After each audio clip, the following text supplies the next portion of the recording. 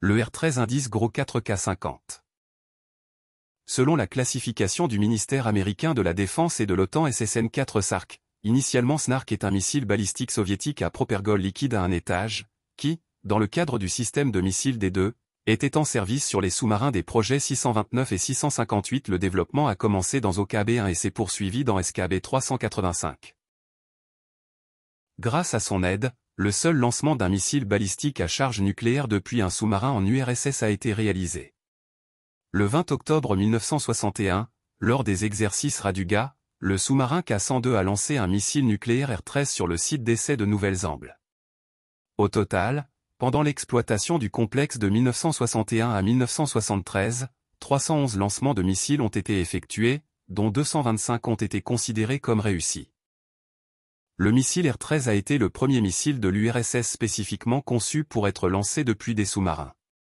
Par rapport au R-11FM précédemment adopté, sa portée a été considérablement augmentée de 160 à 600 km et la puissance de la charge nucléaire a été augmentée. Cependant, le principal inconvénient, le lancement en surface, n'a pas pu être éliminé. Historique du développement.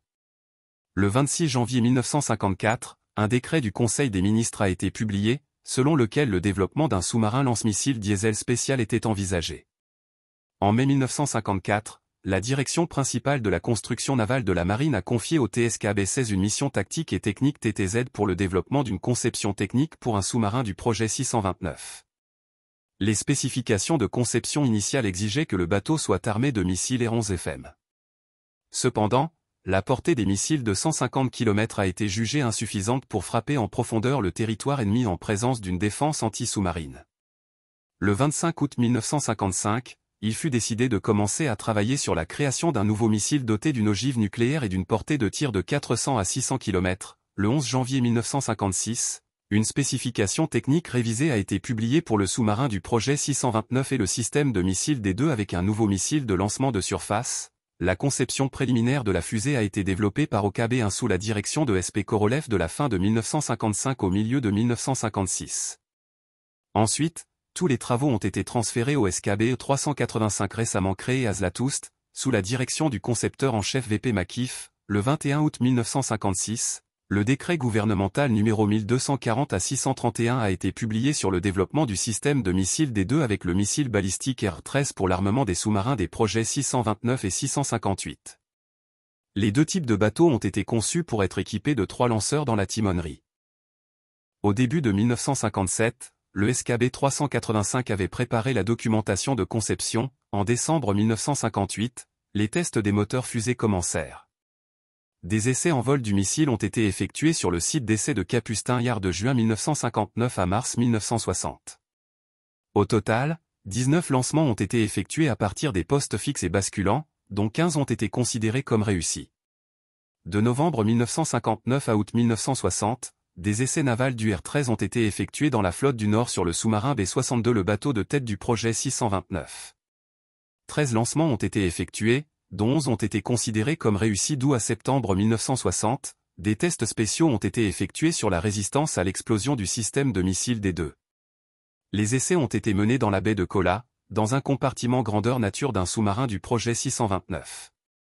Au cours des essais, des grenades sous-marines, des mines et des charges de cordes ont explosé, simulant des explosions nucléaires sous-marines. Sur la base des résultats de 6 tests, un certain nombre de recommandations ont été élaborées pour améliorer la sécurité contre les explosions. Ainsi, il a été proposé de stocker le carburant dans des réservoirs à bord du bateau, et les fusées, déjà remplies de comburant, dans des silos de lancement. Après l'achèvement des essais en vol, les tests opérationnels du système de missiles ont commencé sur un sous-marin de la flotte du Nord. Le missile a été conservé sur un porte-missile sous-marin pendant 3 mois, après quoi il a été lancé avec une ogive sans matière fissile. Sur la base des résultats de tous les types de tests, par résolution du Conseil des ministres numéro 1109-461 du 13 octobre 1961, le complexe des deux avec le missile balistique R-13 a été accepté en service par la marine. Le missile a reçu l'indice 4K50. Le complexe a été mis en service par les bateaux du projet 629 et le premier bateau du projet 658 K19. Au cours de l'exploitation du complexe, il a été possible d'augmenter la durée pendant laquelle la fusée reste alimentée en carburant de 3 à 6 mois, et la période de stockage de la fusée en stockage a été augmentée de 5 à 7 ans. Le missile R-13 était structurellement un missile balistique à un seul étage avec une ogive séparable en un seul bloc. Les sections de tête et de queue du missile étaient équipées de 4 stabilisateurs. Le R-13 était équipé d'un moteur fusée à liquide à 5 chambres S2.713D et une poussée de 25,7 tonnes, développé au Chemical Engineering Design Bureau sous la direction des Alexei Mikhailovich Isaev. Le moteur était composé d'une chambre de croisière centrale fixe, de 4 chambres de direction rotative et disposait de 2 modes de fonctionnement. Le moteur fusée à propergol liquide fonctionnait avec des composants de carburant auto-inflammable toxique carburant TGE-02 et oxydant AK-27I. 2 groupes turbopompes et 2 générateurs de gaz étaient utilisés pour alimenter en carburant les chambres de combustion. Un générateur de gaz produisait du gaz avec un excès de carburant, le second avec un excès d'oxydant. Les gaz étaient utilisés pour la pressurisation, à chaud, des réservoirs des fusées. Le réservoir de carburant était pressurisé par les gaz d'échappement du générateur de gaz de la chambre centrale, et le réservoir d'oxydant était pressurisé par les gaz du générateur de gaz de la chambre de contrôle.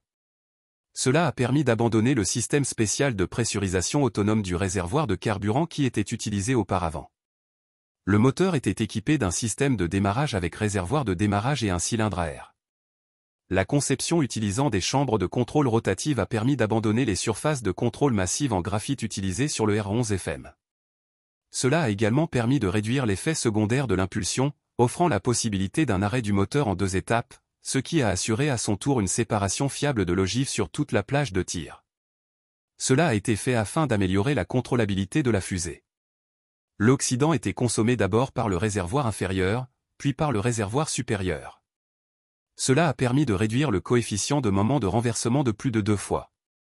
Le compartiment intermédiaire, situé près du centre de gravité, contenait les instruments gyroscopiques du système de contrôle, qui offraient de meilleures conditions pour leur fonctionnement. Le système de contrôle inertiel a été développé à Sverdlovsk au KB 626. Le système de contrôle a été conçu pour stabiliser et contrôler le vol du missile et corriger les perturbations initiales lors du lancement depuis un sous-marin et placer le missile sur une trajectoire de vol donnée. Grâce à son aide, un CEP de 4 km a été assuré lors du tir à portée maximale. La partie supérieure du missile contenait une ogive amovible pesant environ 1600 kg avec une charge thermonucléaire d'une capacité de 1 mont. Sa séparation a été réalisée à l'aide des 1 pousseurs de poudre. L'ogive avait un corps cylindrique avec une partie avant conique. La partie arrière du bloc était également conique et des nervures. Abonnez-vous pour plus de vidéos. Merci.